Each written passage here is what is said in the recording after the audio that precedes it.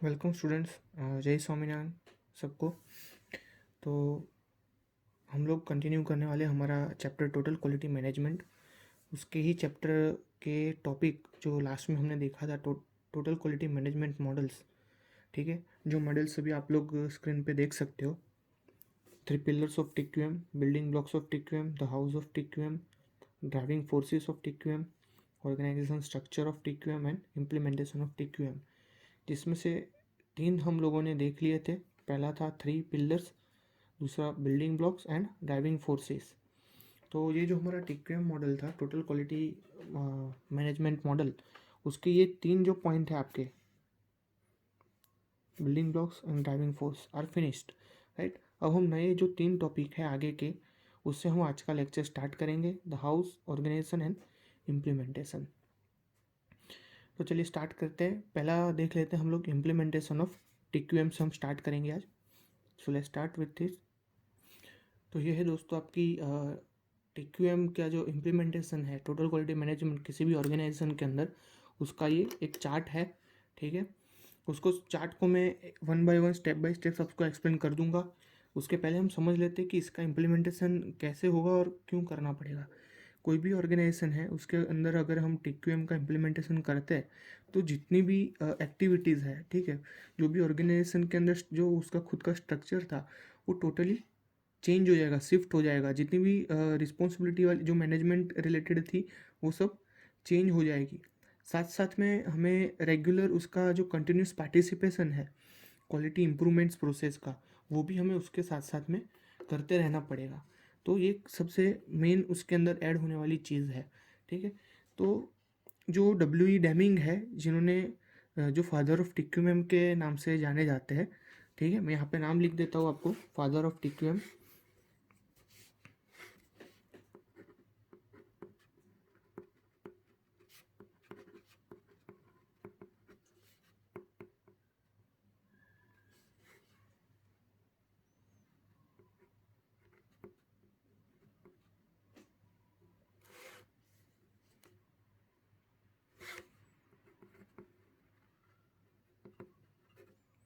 ठीक है, जो फादर ऑफ TQM है आपके, डब्ल्यू.ई. डेमिंग, उन्होंने ऐसा बोला है कि ये जो TQM का इम्प्लीमेंटेशन है, वो टोटली 3 चीज़ों के ऊपर निर्भर रखता है। उसको उन्होंने PDCA साइकिल बताया है। ठीक है, जो यहाँ पे मैंने लिखा है PDCA cycle. So P for plan, D for do, C for check and A for act. Plan, do, check and act cycle के ऊपर निर्धारित रहता है जो भी इम्प्लीमेंटेशन है TQM का, वो। तो सबसे पहले अगर हम प्लान की बात करें तो उसमें क्या हमें प्लानिंग करना पड़ेगा, तो उसके यहाँ पे मैं पॉइंट्स लिख के समझाता हूँ आपको। तो सबसे पहला है पॉलिसीज़ एंड ऑब्जेक्टिव्स, जो हमें ऑर्गेनाइजेशन के अंदर प्लान करना पड़ेगा, राइट। पॉलिसीज़, जितनी भी हमारी एक्टिविटी रिलेटेड और ऑर्गेनाइजेशन रिलेटेड जितनी भी पॉलिसीज़ है, वो हमें एक बार प्लान करनी पड़ेगी। Policies and objectives. और जो दूसरी टर्म्स है प्लानिंग के, method to achieve the objectives. जो हम पॉलिसी और ऑब्जेक्टिव्स यहाँ पे निर्धारित करते हैं, उसको अचीव करने के लिए जो मेथड्स हमें यूज़ करना है, उसका भी हमें प्लानिंग पहले से करके रखना पड़ेगा। तो मैं यहाँ पे लिख देता हूँ, methods to achieve following objectives, जो हमने यहाँ पे निर्धारित किए थे। तो ये प्लान हो जाता है। उसके बाद हमारा टास्क आता है डू का। डू मतलब वो कार्य हमें अब करना है, आगे उसको बढ़ावा देना है कार्य को। तो डू कैसे करेंगे हम? एजुकेशन एंड ट्रेनिंग के साथ। एजुकेशन एंड ट्रेनिंग वो मैं यहाँ पे लिख देता हूँ, फिर आपको एक्सप्लेन कर दूंगा।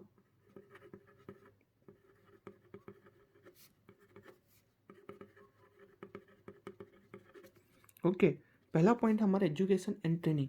एजुकेशन की इस बात की कि हम लोग ये जो पॉलिसीज़ वगैरह यहाँ पे ऑब्जेक्टिव्स जो हम निर्धारित करें, जो प्लान हमने बनाया है यहाँ पे, उसके रिगार्डिंग एजुकेशन हमें कैसे करना है। ये जो हमारा TQM मॉडल है, उसको अंडरस्टैंड करने का जितना भी हमने अभी तक पढ़ा है, उसका एजुकेशन, ठीक है। और उसके रिगार्डिंग की ट्रेनिंग्स, कि वो काम हमें किस तरीके से करना है। जैसे कि मैं आपको फॉर एग्जांपल एक सिंपल बता दूं, अगर आप कोई भी रिक्रूटमेंट होती है, ठीक है, एज कहीं पे भी आप काम करते हो, जैसे मेरी बात कर दूं कि मैं एज अ फैकल्टी काम करता हूँ, ठीक है, तो सबसे पहले मेरा प्लानिंग यहाँ पे आएगा, ठीक है। प्लानिंग मतलब कि मैं जब अपना स्टडी कर रहा हूँ तभी से मैं डिसाइड कर लूँगा कि किस तरीके से मुझे आगे मेरा जो गोल है उसको अचीव करना है, ठीक है। उसके लिए मैं एजुकेट होऊंगा, ट्रेनिंग होऊंगा। दूसरी चीज़ ये डू कैसे आएगा कि अगर जब मेरी रिक्रूटमेंट हो जाती है उसके बाद भी काफ़ी फैकल्टी डेवलपमेंट प्रोग्राम्स वगैरह होते हैं जिसमें हमें एजुकेट और ट्रेन किया जाता है कि पढ़ाना कैसे है, राइट। तो ये दूसरा स्टेप यहाँ पे किसी भी ऑर्गेनाइजेशन की बात करो, फर्म की बात करो, जैसे आप लोग एज ए सिविल इंजीनियर आगे बढ़ने वाले हो तो सिविल इंजीनियरिंग आप लोग पहले क्या करोगे, policies, objectives, method to achieve, ये सब आप पहले दिमाग में डाल दोगे। उसके बाद आप एजुकेट होंगे और ट्रेनिंग लोगे, राइट। साइट पे भी जाओगे तो सबसे पहले आप लोग ट्रेनिंग लेने वाले हो, उसके अंदर सीखोगे कि कैसे हमें आगे करना है काम, राइट। तो उस तरीके से हम लोग आगे बढ़ेंगे, एजुकेशन ट्रेनिंग लेंगे। देन दूसरी चीज़ हमें क्या करना है कि इम्प्लीमेंटेशन ऑफ चेंज, क्लियर। जो चेंजेस है उसको हमें इम्प्लीमेंट करना है, राइट। जो ऑलरेडी हमारे में था और जो नहीं होना चाहिए वो चीज़ों को हमें इम्प्लीमेंट करना है चेंज करने के लिए, राइट। तो मैं यहाँ पे इम्प्लीमेंटेशन ऑफ चेंज एक पॉइंट लिख देता हूँ।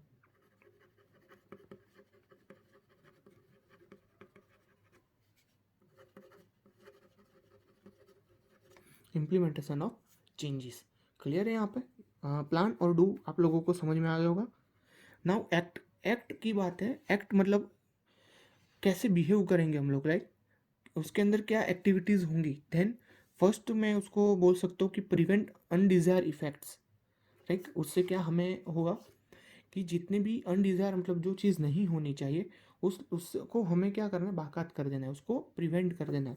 मैं यहाँ पे लिख देता हूँ प्रिवेंट अनडिजायर इफेक्ट्स, जिसकी ज़रूरत नहीं है उस सब से हमें प्रिवेंट रखना है। एंड दूसरी चीज़ है कि मेजर्स फॉर द इम्प्रूवमेंट, कि कौन सी चीज़ हमें इम्प्रूव करनी है उसके मेजर्स हमें फाइंड आउट कर देना है। तो वो दूसरा हमारा एक पॉइंट हो जाएगा यहाँ पे, measures for the improvement,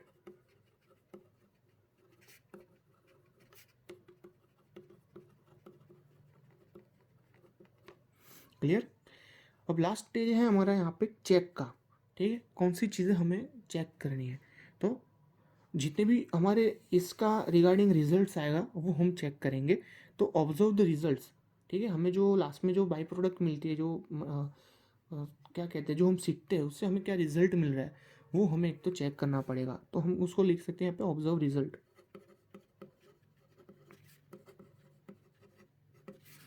clear है यहाँ तक। एंड लास्ट में हम करेंगे एनालाइज द रिजल्ट।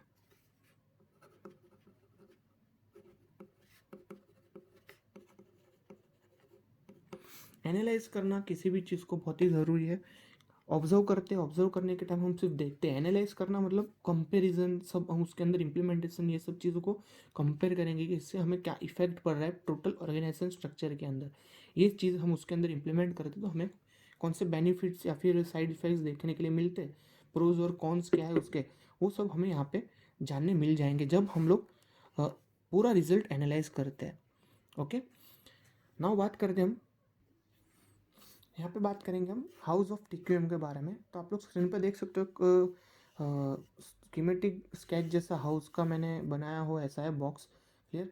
तो ये जो हाउस ऑफ टीक्यूएम है वो फर्स्ट ऑर्डर किया था, प्रेजेंट किया था कानो करके एक हो चुके ऑथर, उन्होंने 1993 में, ठीक है। सो it will be proposed by the कानो इन 1993।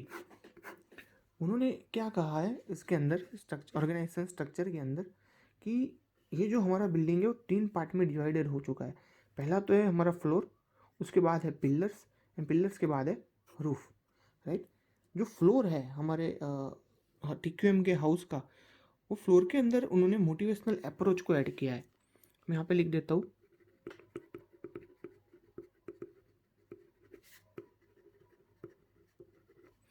मोटिवेशनल, ये भूल गया था, मोटिवेशनल अप्रोच, राइट। एंड दूसरी चीज़ है जो बॉटम फ्लोर है वो इंट्रिंसिक टेक्निक्स,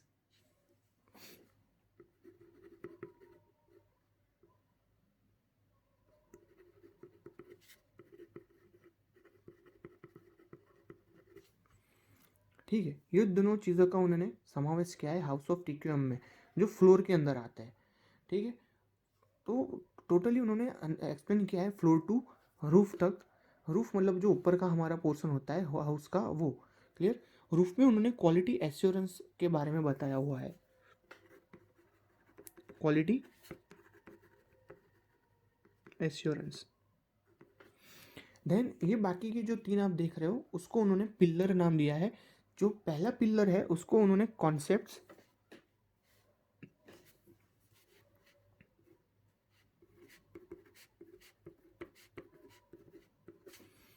कॉन्सेप्ट्स बताया। दूसरा है उसको टेक्निक्स, पिलर को टेक्निक्स नाम दिया।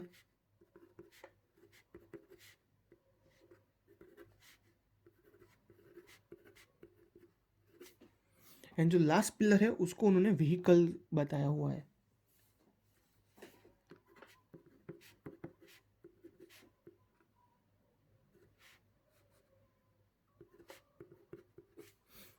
तो इस हिसाब से उन्होंने ये जो पूरा हाउस है उसको उन्होंने मॉडिफाई किया है। अब मैं आपको बॉटम से लेके टॉप तक एक्सप्लेन कर देता हूँ। जो मोटिवेशनल अप्रोच है जो उन्होंने जो यहाँ पे फ्लोर के अंदर हमें एक्सप्लेन किया है, इंस्ट्रक्टिव टेक्निक्स और मोटिवेशनल अप्रोच, वो क्या होता है कि it will implies creating conditions that will impel the management, right, to carry forward their work very hard way, right। Motivational क्यों देना है कि उनको जो भी काम करना है वो एकदम प्रॉपरली वो एज अ हार्ड वर्क करके उसको कंप्लीट कर पाए, राइट। उसका उनको मोटिवेशन देना है। कोई भी काम करते हो तो उसके साथ साथ में उसका मोटिवेशन हमें बहुत ही अनिवार्य रहता है, वरना काम करने में हमें मज़ा नहीं आता। क्लियर। तो यहाँ पे उन्होंने फ्लोर बताया उसको, मोटिवेशनल अप्रोच और इंस्टिंक्ट टेक्निक्स को उन्होंने फ्लोर बताया है। देन बात करते हैं हम लोग फर्स्ट पिलर की, जो है concept. So it will so to proceed from a particular perspective to achieve the satisfaction of customers when a given instinct techniques and motivations are already exist, right। मतलब कि फ्लोर के बारे में तो हमने समझ लिया। और उसके बाद क्या होता है कि फर्स्ट स्टेप होता है वो कि हमें बताना पड़ता है कि जो कस्टमर सेटिस्फेक्शन है वो हम लोग एज अ फर्स्ट उसको कहते हैं पर्टिकुलर पर्सपेक्टिव से ध्यान में रखते हैं, उसको सेटिस्फाई करते हैं, जो कस्टमर्स की नीड्स रहती है उसको। तो वो हमें कॉन्सेप्चुअली क्लियर रहना है। दूसरा है यहाँ पे टेक्निक्स। टेक्निक्स कैसे इंटरसेक्ट करेगी? When actual activity based on this concept begins, some techniques for collecting and analyzing the data become necessary। मतलब कि आपका पहला स्टेज और ये जो फर्स्ट पिलर वाला जो कॉन्सेप्ट है वो क्लियर हो जाता है, उसके बाद उसको इम्प्लीमेंट करने के लिए कुछ मेथड्स और टेक्निक्स की हमें ज़रूरत पड़ेगी। तो that is your second pillar of the house, right. And vehicles जो है हमारे, वो उसी टेक्निक्स और वगैरह को क्या करेंगे, इम्प्लीमेंट करवाएंगे, राइट। जो उसको जो जो चीज़ें हमें अनिवार्य रहेगी उसके अंदर, तो एज अ व्हीकल्स हम उसको काउंट करेंगे। जिससे क्या होगा, हम क्वालिटी एश्योरेंस प्रोवाइड कर पाएंगे। जो हमारा टीक्यूएम मॉडल से उसका हाउस क्रिएट हो पाएगा, roof as a roof material हम क्वालिटी एश्योरेंस उनको प्रोवाइड करेंगे। जैसे कि टोटल जो हम 7 QC टूल्स कहते हैं, क्वालिटी कंट्रोल टूल्स, उसको ध्यान में रखेंगे। जो जैसे स्कैटर डायग्राम होता है उसे इम्प्लीमेंट करेंगे, राइट। चेक शीट है, ग्राफ है, हिस्टोग्राम्स है, पेट्रो डायग्राम्स है, कंट्रोल चार्ट्स है, ये सब हम उनको शो करके एज अ क्वालिटी एश्योरेंस उनको हम लोग दे पाएंगे। समझ रहे हो? क्वालिटी एश्योरेंस मतलब हमें उनको विजुअली समझाना है कि हम लोग जो काम कर रहे हैं वो उनकी हिसाब से ही हो रहा है, एज अ टीक्यूएम मॉडल को ध्यान में रख के कर रहे हैं, प्रॉपर वे में जा रहा है काम। तो उसके लिए हमें उनको शो करना पड़ेगा।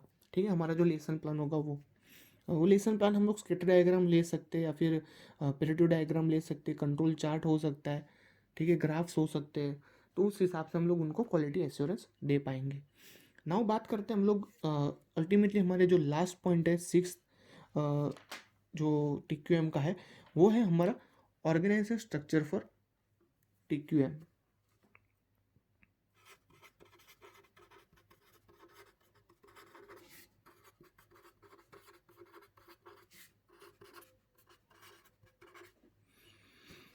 जो टोटल उसका ऑर्गेनाइजेशन स्ट्रक्चर होगा हमारे टीक्यूएम मॉडल का, उसका जो हमारा लास्ट पॉइंट है उसके बारे में हम लोग डिस्कस करेंगे। तो मैं पहले फिगर ड्रॉ कर देता हूँ। तो स्टूडेंट, ये है आपका ऑर्गेनाइजेशन स्ट्रक्चर का पूरा चार्ट, ठीक है। काफ़ी कॉम्प्लिकेटेड लाइंस है यहाँ पे, तो मैंने ऑलरेडी रिटर्न आउट कर दी है, ठीक है, फटाफट से। आई होप आप लोगों को दिख रहा होगा वीडियो में। तो आप अगर कोई भी ऑर्गेनाइजेशन स्ट्रक्चर का चार्ट देखोगे तो you always scenes them all in the symmetric pyramid, right. एक सिमेट्रिक पिरामिड के फॉर्म में आप लोग को देखने के लिए मिल जाएगा, जिसमें जो टॉप होगा वो आपका chairman at the top and the cascading of the authority two successive levels. मतलब कि टॉप में चेयरमैन और उसके बाद कैस्केडिंग फॉर्मेट में अदर अथॉरिटीज़ को आप लोग देख सकोगे सक्सेसिव लेवल्स में, जहाँ पे फ्रंट लाइन पे जो आपके सुपरवाइजर्स है, फ्रंट लाइन सुपरवाइजर्स एंड जो आपके यहाँ पे काम करने वाले एम्प्लॉयज़ है, वो हार्डली आप लोगों को नीचे देखने के लिए मिलेंगे, राइट। तो उस हिसाब से वो लोग पूरा चार्ट पहले बनाते थे। ये आपका अर्ली स्टेज जो मॉडल्स था उसका चार्ट है, ये करंट मॉडल का चार्ट है, और ये उसके इम्प्लीमेंटेशन का चार्ट है। क्लियर, ये जो आप इम्प्लीमेंट करने वाले हो उसका ये लोग ने चार्ट वहाँ पे प्रोड्यूस किया है ऑर्गेनाइजेशन स्ट्रक्चर का। तो अगर आप लोग देखते हो कि फ्रंट लाइन सुपरवाइजर्स और जो एम्प्लॉयज़ है वो तो कहीं पे दिख ही नहीं रहे इस चैट में, एकदम लास्ट में दिख रहे हैं, ठीक है। सबसे पहले तो टॉप मैनेजमेंट, ये तो सिर्फ मैंने आपको कॉन्सेप्चुअल समझा है। अगर ये चार्ट में आप टॉप मैनेजमेंट में जितने भी लोगों का नाम वगैरह है वो आप दर्शाने जाओगे तो एक सिमेट्रिक लास्ट में ऐसे नीचे बनेगा। क्लियर, तो ऊपर से जाते जाते आप लोग को जैसे समझाऊँ मैं, तो अगर आप कोई भी मूवीज़ वगैरह का टाइटल्स लास्ट में देखते हो, ठीक है, जिसमें नाम आते हैं तो उसमें पहले एक्टर्स वगैरह के नाम आपको दिखेंगे, उसके बाद लिस्ट इतनी लंबी हो जाएगी क्योंकि लास्ट में जो जो हेल्पर्स वगैरह होते हैं जो मेन काम करते हैं, राइट, तो उन लोगों के नाम तो आपको दिखेंगे ही नहीं। तो सेम्स यहाँ पे ये चीज़ दर्शा रही है। क्लियर, ये स्ट्रक्चर के अंदर, क्योंकि कोई भी फर्म होगी तो उसका मेन हार्ट कौन होगा, उसके सुपरवाइजर्स एंड एम्प्लॉयज़, क्योंकि मेन जो क्वालिटी एश्योरेंस जो हमने आगे बात की उसके ऊपर ध्यान कौन रखेगा, यही दो फर्म्स हमारे, एक तो सुपरवाइज़र और दूसरे है एम्प्लॉयज़। एम्प्लॉयज़ जो चीज़ ऑलरेडी वो काम करने वाले हैं, सुपरवाइज़र जो काम को देख रहे हैं, बाकी सब तो सिर्फ प्लानिंग देते हैं। क्लियर, तो ऐसे टाइम पे हमें जो ट्रांजेक्शन फॉर्म है ट्रेडिशनल टीक्यूएम ऑर्गेनाइजेशन का वो चेंज करने की आवश्यकता रहती है। तो ये दूसरा जो मॉडिफाइड वर्जन है वो हमें बताया, जिसमें हमने जो front line supervisors employees and customer है उनको मेन फोकस किया है, राइट। यहाँ पे हिरार्ची सेम रहती है, जो पावर ऑफ अटर्नी होती है या फिर जो अथॉरिटीज़ होती है वो तो हम मेंटेन करते हैं, जो हिरार्ची है वो, ठीक है, वो तो सब handling top management middle management ही करने वाले और फंक्शनल मैनेजमेंट ही करने वाले, ठीक है। बट यहाँ पे जो गवर्निंग फैक्टर्स हो गए वो कौन हो गए, customers employees and supervisors. Customers कैसे कि उनको जो चीज़ चाहिए हम उस हिसाब से करेंगे, ठीक है। यहाँ पे ये जो टॉप है जो मेन लोग हैं वो लोग तो सिर्फ क्या करेंगे, हमें फैसिलिटीज़ प्रोवाइड करेंगे, कि उनका काम क्या है कि जितने भी बैरियर्स हमारे जो टास्क हमें यहाँ पे इम्प्लीमेंट करनी है उसके अंदर कोई बैरियर्स अगर हमें आ रहे हैं तो वो बैरियर्स को रिमूव करने का काम करेंगे, right. Now they are authorities that we accept, right, but they are not longer boss, ठीक है, दे आर फैसिलिटेटर्स नाउ। मतलब अब वो लोग जो हम काम करें उसमें बॉस नहीं, they provide a facilities, okay, they are facilitators and main governing factors are customer employees and front line supervisor, जो फर्स्ट मॉडिफाई कर दिया है यहाँ पे। क्लियर, अब क्या होगा कि इन लोगों जो मेन काम करने वाले हैं उनके ऊपर हम ज़्यादा फोकस करेंगे, if they are happy then our work already will be succeed, right. तो ये टास्क हम इस हिसाब से उनको फॉलोअप करते हैं, लेते हैं नए जो ऑर्गेनाइजेशन स्ट्रक्चर टीक्यूएम का मॉडल है उस हिसाब से, जिसमें हिरार्ची में क्या है, सबसे पहले तो क्वालिटी काउंट जो है काउंसिल वो यहाँ पे आती है, ठीक है। उसके बाद आता है स्टीयरिंग कमिटीज़ जो उसको गवर्न करेंगे, ठीक है, स्टीयरिंग कमिटीज़। देन आता है क्रॉस फंक्शन टर्म्स, दूसरी जो ज़रूरत की चीज़ें होती है उसके ऊपर फोकस करते हैं। उसके बाद में आता है क्वालिटी इंप्रूवमेंट टीम, ठीक है, जो हम लोग टास्क करते हैं काम करते हैं उसकी क्वालिटी इंप्रूवमेंट टीम होती है, डे बाय डे हम उसमें किस तरीके से इम्प्रूवमेंट्स ला सकते हैं। लास्ट में आते हैं क्वालिटी क्राइसिस। क्वालिटी क्राइसिस मतलब जो भी अड़चने वगैरह आएगी वो सब चीज़ें यहाँ पे हम लोग फेस करेंगे। ये थी आपकी ऑर्गेनाइजेशन स्ट्रक्चर की हायरार्की। तो स्टूडेंट्स बहुत ही सिंपल और इंटरेस्टिंग टॉपिक था जो बहुत बार जीटीयू के एग्ज़ाम में पूछ चुके हैं। अगर आपको पूछते हैं कि what are the modes of TQM, right, तो आपको ये पूरा एक्सप्लेन करना है अगर 4 मार्क्स में पूछते हैं तो, या फिर वो लोग ऐसा पूछ सकते हैं कि define the models of TQM and explain any one in brief, right. तो आपको आगे का जो हमारा पेज था वो उस हिसाब से आप लोगों को लिख देना है। मैं आपको फिर से वो पेज दिखा देता हूँ। इस हिसाब से आपको पूरा लिख देना है, ठीक है। ये मॉडल्स बताना है, ये बताना है मॉडल्स। उसके बाद किसी भी एक को, इसको या इसको आपको ड्रॉ करके पूरा एक्सप्लेन करना है। जो चीज़ मैं आपको वर्बली समझाइए वो आपको कागज़ में उतार देनी है लिख के। क्लियर? आई होप आप लोगों को समझ में आए। If you enjoy please like the video and देखते रहिए, ठीक है। मिलते हैं नेक्स्ट लेक्चर में नए टॉपिक के साथ। तब तक के लिए take care of your self.